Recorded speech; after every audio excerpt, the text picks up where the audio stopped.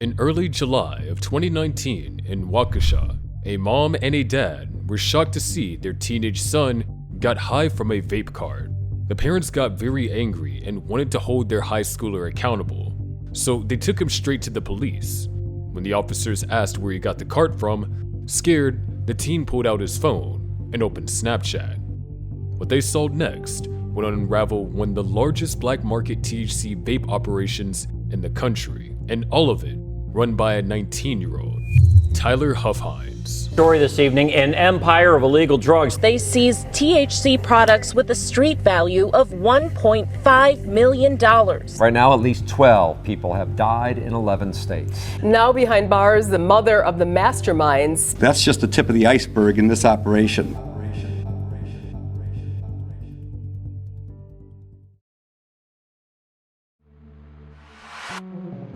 Tyler Huffhines wasn't your average high schooler. From 7th grade, he'd been flipping sneakers and used cars for profit. By junior year, he was trading stocks. By 18, he was dreaming of becoming a millionaire, and not in 10 years, but now. While Tyler studied business and leadership in high school, his older brother Jacob was learning a different kind of hustle, one that came with mugshots and felony charges. By 22, Jacob had already accumulated a rap sheet that read like a drug dealer's resume: marijuana possession, cocaine dealing, running a drug house. Jacob, fresh out of jail and eager to get back in the game, saw the writing on the wall: THC cartridges.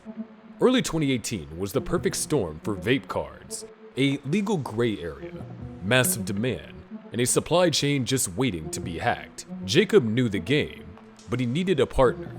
Tyler didn't smoke, but he did see the money.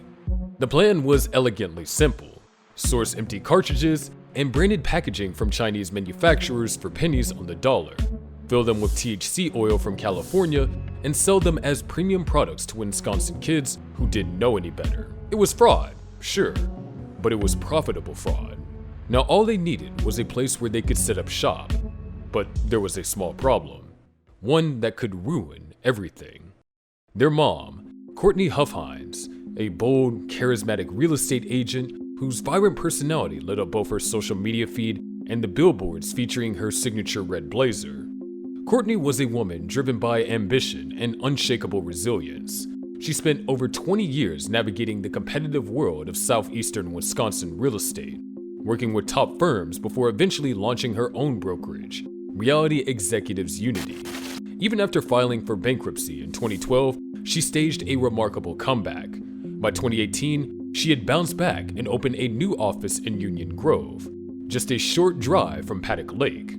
To those who knew her, Courtney embodied success, grit, and the belief that you could rebuild no matter what. But as it turned out, her business ventures weren't confined to closing deals on houses.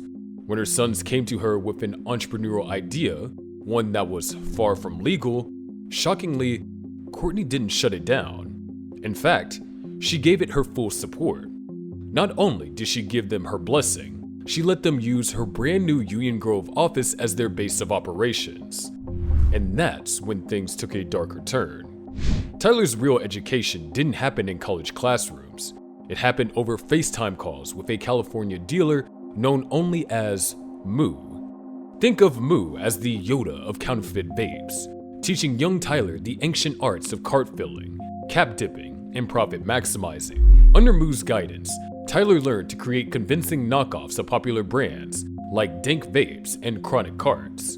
To maximize profits, Tyler and Jacob began cutting their THC oil with vitamin E acetate, a thickening agent that made their product look more potent while using less of the expensive active ingredient. This decision would later contribute to a nationwide health crisis, but in early 2018, it just looked like smart business. What started as a bedroom operation quickly outgrew the family home. Tyler's entrepreneurial instincts kicked in, and he began treating the illegal venture like any other startup, optimizing workflows, hiring employees, and scaling production to meet demand. The first major milestone came during Labor Day weekend 2018, when 19-year-old Tyler flew to California with $300,000 in cash stuffed in his luggage. The California trip secured their supply chain, but it also attracted unwanted attention from one of their own employees. When a worker got pulled over by police, Tyler and Jacob realized they needed a more secure location. Enter the Bristol Bay condo, a 2-bedroom unit in a quiet neighborhood that became the headquarters for what was now a full-scale manufacturing operation. Tyler, displaying the kind of audacity that would make seasoned criminals nervous, used a stolen identity to rent the place. The identity theft was facilitated by contacts in California, adding federal crimes to an already impressive list of violations. And Courtney? She brokered the deal, fully aware that her son was using fraudulent documents to rent a property for drug manufacturing. Because apparently, in the Huff-Hines family, traditional mother-son bonding activities include real estate fraud. By mid-2018, the operation had evolved into something resembling a legitimate business. The Bristol condo became a factory floor, employing 10 full-time workers who filled between 3,000 and 5,000 cartridges per day. Tyler, ever the businessman, optimized their compensation structure, switching from hourly wages to piece rate pay, 30 cents per cartridge filled. This change increased productivity while reducing labor costs, proving that even illegal operations benefit from good management. The numbers were staggering.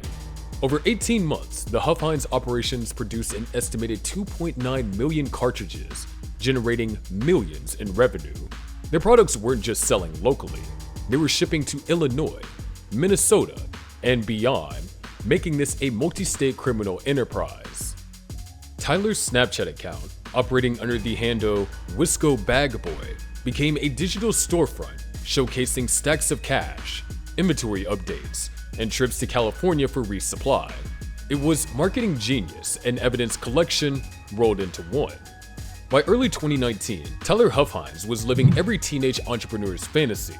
Money was flowing, demand was consistent, and law enforcement seemed obvious. The quiet kid from Paddock Lake was now running a multi-million-dollar operation while his former classmates struggled through college. But success bred complacency.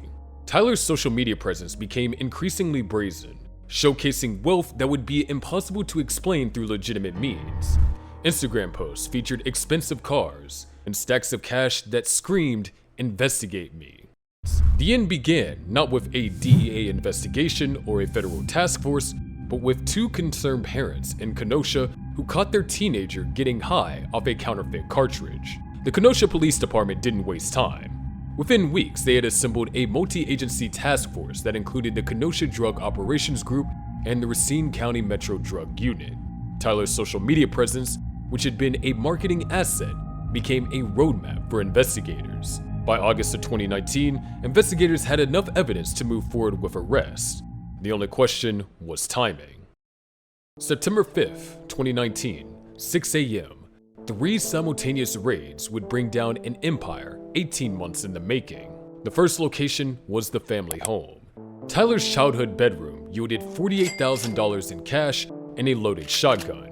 Jacob's room contained $11,000, a loaded rifle, cocaine, marijuana, Xanax pills, and a digital scale. Throughout the house, investigators found 8 additional firearms, proving that the Huff-Hines had prepared for the possibility of violent confrontation. Location 2, the Bristol condo. The real treasure trove awaited at the manufacturing facility. Investigators seized 31,200 finished THC cartridges ready for distribution, 98,000 empty cartridges, and 57 mason jars filled with THC distillate worth approximately $340,000. Location 3, Courtney's office. The real estate office had been largely cleared out, but investigators still found packaging materials and drug paraphernalia, proving that the legitimate business had been used to facilitate illegal activities. Looking at the charge sheets, you'd expect the Huff-Hines family to disappear into the federal prison system for decades. The list of alleged crimes read like a prosecutor's greatest hits: conspiracy to distribute controlled substances, money laundering, identity theft, firearm violations, and operating and continuing criminal enterprise. Tyler alone faced charges that could have resulted in decades behind bars. Jacob's extensive criminal history suggested he would face enhanced penalties as a repeat offender. Courtney's involvement in facilitating the operation through her real estate business seemed to guarantee serious consequences. But here's where the story takes an inexplicable turn.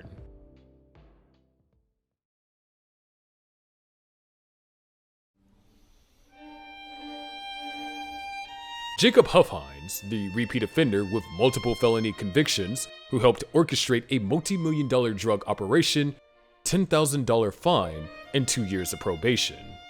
Courtney Huffhines, the real estate agent who provided office space and brokered property deals for her son's criminal enterprise, $15,000 fine, and probation. Tyler Huffhines, the 19-year-old mastermind who built and operated the largest black market THC cartridge operation in US history, who generated millions of dollars in illegal revenue, distributed nearly 3 million potentially dangerous cartridges, committed identity theft, and contributed to a national health crisis. No fine, 3 years of probation. The answer involves a complex web of plea negotiations, prosecutorial discretion, and a criminal justice system that often produces outcomes that defy common sense. But the broader question remains, what kind of message does this send to the next Tyler Huffhines? We hope you enjoyed this video, and please like and subscribe for more.